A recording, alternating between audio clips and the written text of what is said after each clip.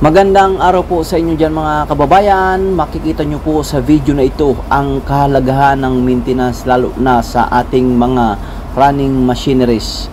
Kapag may gagawin po tayo, sisiguraduhin natin na naka-off ang supply. Ang ginagawa ko sa ngayon ay line to ground na pagtesting ng power para masiguro natin na wala ng power kasi in-off ko na ang breaker nito. 3-piece motor po ito. Titingnan natin. Yan. Oops, nakita nyo po ang kulay black. Ayan. Discoloration ano? Yan. Compare doon sa dalawa. Makikita nyo kung bakit nagkaganyan yan. Tingnan mo. Ayan. Yung kulay blue ayos naman, saka yung kulay brown.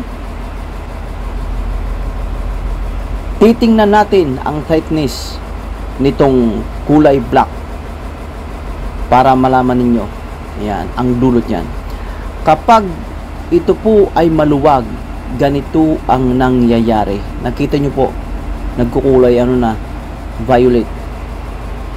Ang mangyayari, madaling masira ang contactor natin, tapos pwedeng mag single phase, mag high current, magtitrip ang breaker.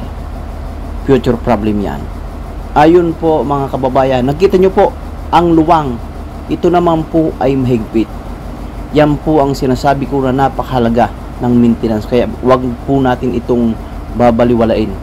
Kapag dumating na ang due o ang frequency nito na kailangan ng i-maintenance, i-check natin lahat. Visual check, tapos i-re-retight natin yan kahit pa wala tayong makita na lamat. Yan po mga kababayan, oh. Overheated na siya, oh. Ayun, ang gagawin natin dyan, ipupush natin ang wire tapos hihigpitan natin ng maayos. Yan. So far ang contactor natin okay pa naman. Tulad niyan, nakita nyo po. Yan o. Okay mga kababayan, maraming salamat po sa inyong panonood. Sa simpleng video na ito, sana may natutunan kayo.